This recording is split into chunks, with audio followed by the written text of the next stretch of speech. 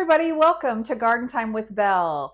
Today is another garden to table video. If you watched many of my videos before, you know that this summer I've been sharing some videos with you of how I am going into the garden and harvesting things and bringing them in the kitchen and getting them on the table. So today it's all about making homemade pesto. If you grow basil, you need to know how to do this. And because it's the end of summer, it's time for me to make the most of my harvest. So I am out there every day thinking about what's still growing in the garden and what do I need to harvest to either make into something delicious like pesto or freeze things. I'm not a canner. But there's lots of ways I want to make sure I don't waste any of that delicious produce, herbs, whatever I'm growing out there. I want to make the most of it before summer ends. So that's what today's all about. Okay, so the first thing that I thought I might do is share with you all a little bit about what we're going to need to make the pesto. And don't forget, I will be making sure that I put the actual recipe with all the ingredients and the quantities on my masters-foodie.com website. In fact, if you followed my channel at all, you've been seeing me talk about this website that I've had way before I started YouTubing. So you'll want to make sure you go there. I'll put a link in the description below.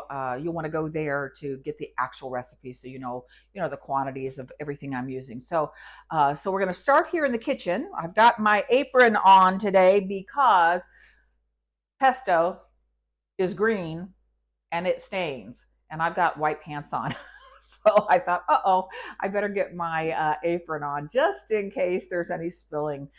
So we'll start here. I'll share with you what's going to go into the pesto, and then I'm going to take you out to the garden and we're going to harvest some of that basil because that is the most important ingredient. You can't make pesto without a good, delicious basil. So that's where we're headed today. It should be a fun video just showing you what I'm doing to make the most of my herbs and veggies here late in the summer.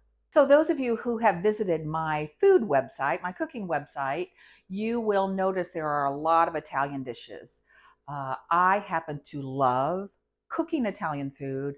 I love the Italian culture. I love eating Italian food. I have had the great good fortune of visiting Italy a number of times and actually have been all over that country.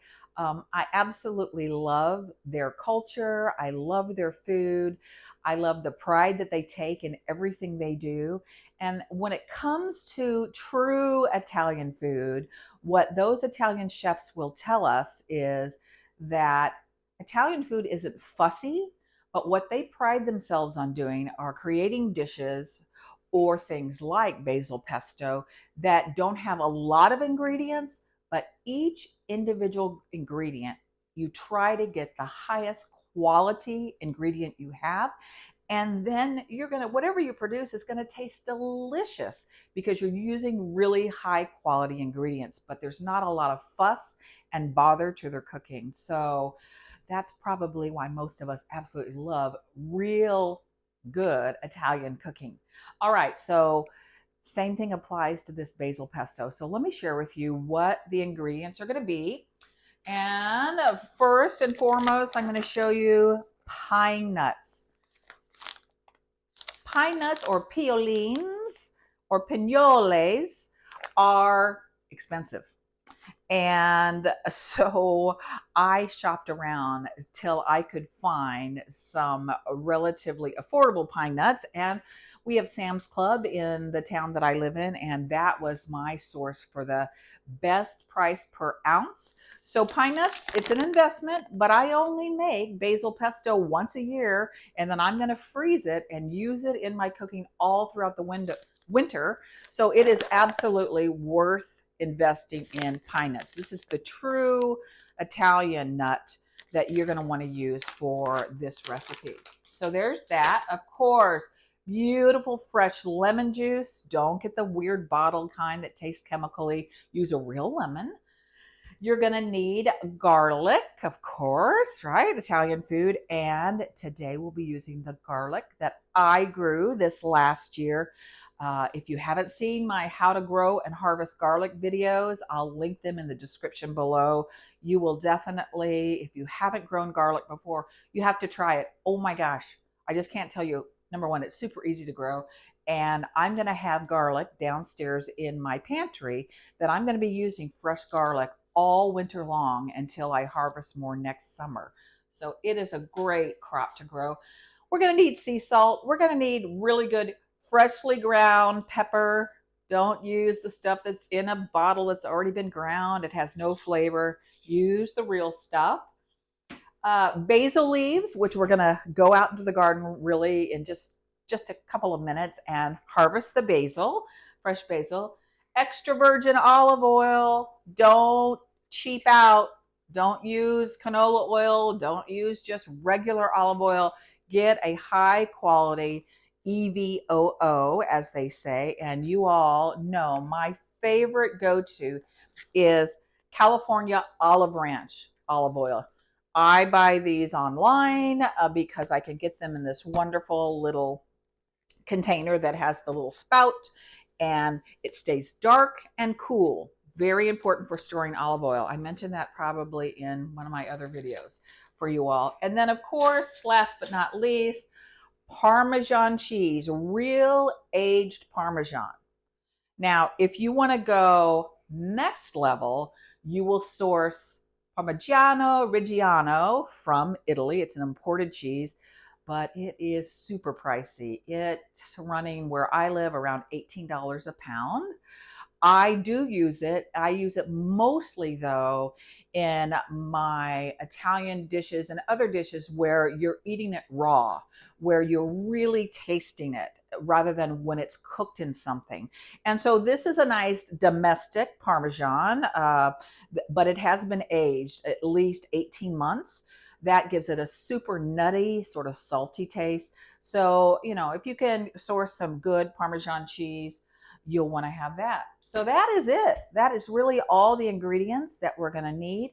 But the star ingredient, fresh basil, is out in the garden. So I'm going to turn the camera around. We're going to take a walk out there and let's go harvest some basil for our pesto. All right, I've got my harvest basket and my little Felco pruners. So let's get in here and see which of the basil I'm going to harvest. So this is called tower basil. I'd never grown this before, but my local nursery had some and I bought 3 plants and they were remarkable. They're, first of all, very tasty. And secondly, what is so interesting about this type of basil is that it didn't set flowers. Like, let me show you some of the other basil I grew from seed. Let's go over here. So here's another tower basil, but look at this basil. And I'm letting it go to flower because I want, the pollinators and stuff to enjoy that. So I'm just, letting that go. And remember, we're ending summer here. Some things are still growing, but it won't be long. Oh my gosh. Okay, wait a second. You know how zucchini and cucumbers can grow overnight? Yeah. While I'm out here, I'm going to harvest that zucchini because, oh my goodness, I don't want it to get bigger than that or it won't taste good. Let me come in here. I don't know if y'all can see me. I got my little hands-free lavalier on today, so I'm just going to go ahead and harvest this big, beautiful cucumber. Yay! Okay. All right, back to why I really came out here. For basil. All right. So let's do that. So I'll go ahead and stick that in my harvest basket. And let's come over here and decide what I want to pick. I think, what to do. I think I'm going to harvest off of this. So for today's recipe, I'm going to need 2 cups of fresh basil leaves. So, I'm just going to come in here and harvest.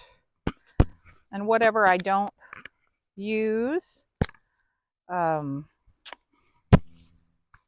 use it for other stuff. So I don't know. Let's just keep going because remember, this is the end of our summer. So actually what I think I may do is I may take this basil plant and dig it out here in the next few days. And I'm going to put it in my greenhouse. I have herbs in a box there. And, you know, my greenhouse allows me to extend the season. So where this is, you know, as soon as frost hits it, basil will be done because it's an annual in zone 6 where I live. But I can keep that going in my greenhouse for a long, long time. So that may get transplanted to the greenhouse. But meanwhile, I'm going to harvest off of this one. Okay, so we just went out and harvested the basil. I need a couple of cups for this recipe. And so it was super easy to harvest basil. You know, they're on those long stalks and you just strip the stalks and easy, could not be simpler. The other thing that I didn't show you all is for this recipe, you need to toast your pine nuts. And the way that you toast nuts for most recipes, including this pesto, is you put them in a dry skillet, no oil at all. And I like to use a non-stick skillet for this, but it doesn't really matter. Cast iron, I've used that as well. I cook with cast iron a lot. But anyhow, and then you put your nuts over low heat. This is something you don't want to just sit there and walk away and have a cup of coffee and come back later.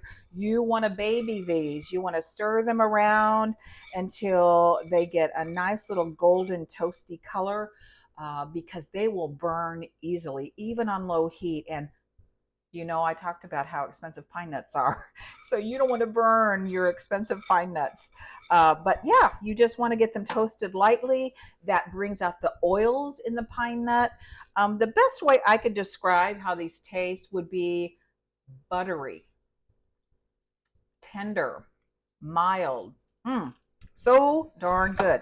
All right, so those are I just wanted to make sure I showed you. These are how you toast pine nuts. Okay, the other thing that I haven't done yet, I need to shred the Parmesan cheese. And for this job, for the whole job, I'm going to be using my food processor. You do not have to have a food processor, of course, to make pesto. If you have a really good blender, I know a lot of people that will just use their blenders, and that works great. But I invested in this amazing Cuisinart food processor, and by golly, I use it for big jobs like this. It just makes things go so fast. So let's see here. Let's turn it on, and I don't know how much. Let's see. I only need a half a cup of shredded parm. So let's see here. I mean, wow, that was fast. And it does not look like it's going to be half a cup. Let's put another chunk in. Get my little plunger here, and all right, let's stop. And of course, you know, you always have a chunk left over. Let's lift this out. Oh, definitely that will be enough. Oops. Nice shredded parm. Okay. All right, so I thought what might be easiest is I put on my little hands-free holder for my camera so you all can get a close-up view of what I'm going to be doing. So I swapped out the shredding blade in my food processor for this blade. So I'm sticking that in there. And then we just need to start adding things to the food processor. So remember I told you about the toasted pine nuts? They're going to go in. That's about a cup. But remember, check out masters-foodie.com. I'll post the actual recipe there with quantities. All right, we need some lemon juice. So we've got a lemon here. And most of you know to get the most juice out of your lemon, you want to roll it on your countertop, cutting board, whatever. That helps release the most juice. Well, gosh, my knife is not wanting to cut. All right. Then my little squeezer here. All right, so we need 4 tablespoons of a lemon juice, which is the equivalent of a 1/4 cup. So we're gonna squeeze, get as much of that beautiful juice out of there as we can. All right, so let's get that out, move that to the side, and let's get a little bit more out of this cut.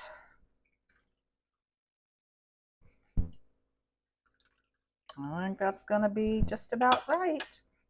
And we see that little seed in there. We don't need that seed. We don't want that in our pesto. Be digging that out of there. Oops. Okay, so we've got our 1/4 cup of lemon juice. We need 1 large clove of garlic. Look at that beautiful garlic that I grew. Isn't that amazing? I would recommend that you don't throw this garlic clove, this whole clove in your food processor. So I'm going to go ahead and remove the paper skin from it. I'm going to go ahead and use my little garlic press. And do you see that little tiny dark spot there, the little dried spot where the stem end was? We'll just remove that, get that out of the way. Grab my little garlic press and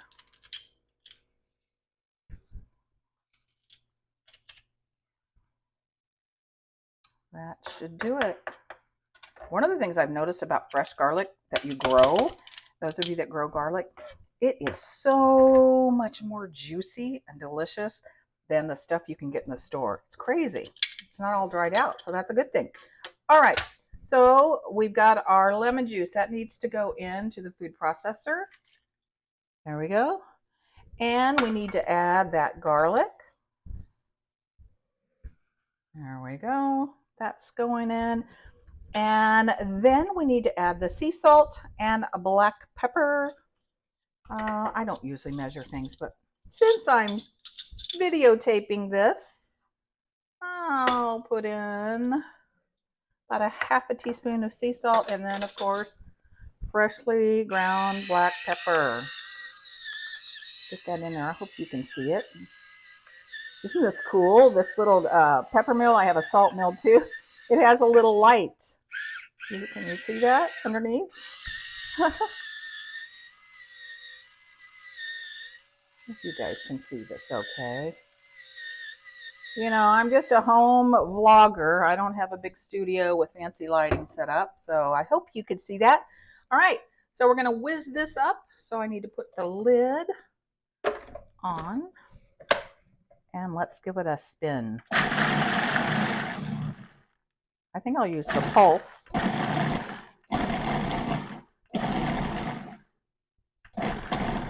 And let's look in there and see what it looks like. Okay, ooh. Here's a runaway piece of cheese. I'm going to eat that later. All right, let's push this down. All right. I might give it another little spin. I mean, food processors are just amazingly fast.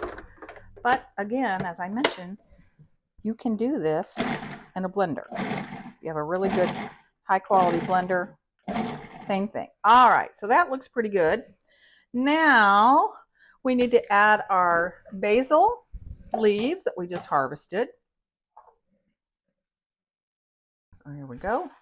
Let's put those in. And we're going to give that a couple pulses. Let's try that.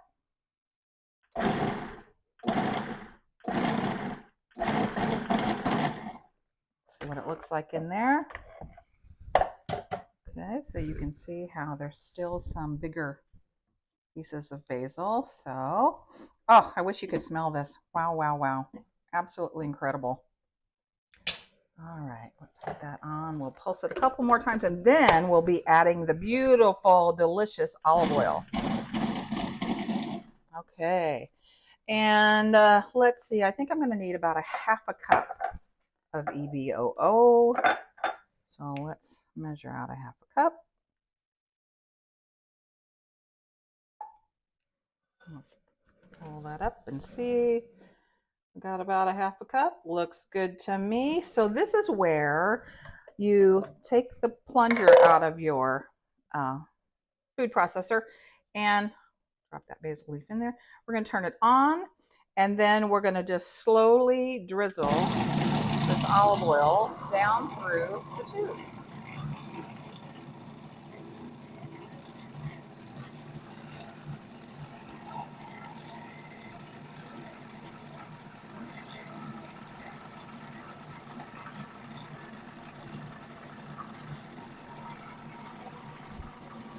here and see how it's doing.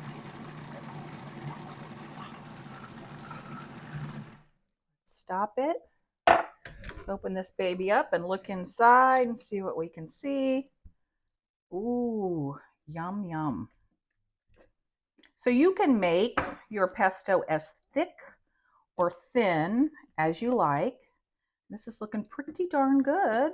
There's a few bigger chunks, a few leaves. And the way that you adjust the thickness or the thinness is how much olive oil you add. You know, if it's too thin, you could add more basil, but I kind of like that consistency because now we need to pulse in that beautiful Parmesan cheese. So again, I'm going to sprinkle this parm around. Okay, that was about a half a cup. Put the lid back on. Okay, let's pulse.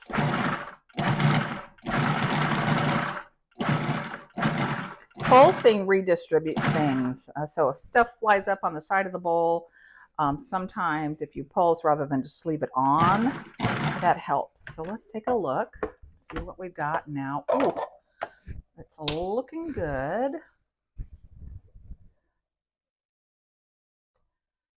I think I'm going to pulse it a few more times because I'm seeing a few bigger chunks of cheese. Really not chunks, shreds, but yeah. All right, let's do it. I think this will do it, and then we're going to get them ready to freeze. So here we go.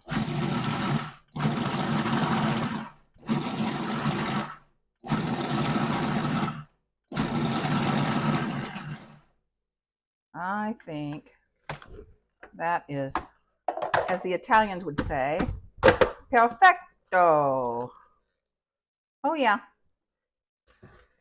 that looks lovely. So all that's left to do is to take a spoon and take this pesto and put it in ice cube trays. Could not be simpler. And then what we'll do is I'm going to put, oops, this pesto in these trays in my refrigerator overnight. They'll freeze actually quite quickly. And then once they're frozen, I'll take them out tomorrow, pop these pesto cubes out of this container and put them into a nice big Ziploc, like a gallon-sized Ziploc baggie.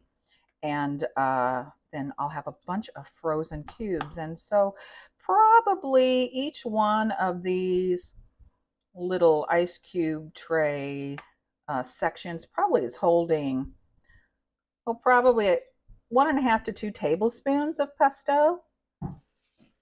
So last step, I've got my tray here filled up. I had a few more. I'm going to actually, so I don't bore you all, I'm going to go ahead and make another batch. I've got plenty of ingredients, but let's cover it up with foil. You can use plastic wrap too, but foil works just fine as well. So yeah, so I'm going to cover it up. I'm going to bring it over here, and I am going to open up my freezer, and in it goes.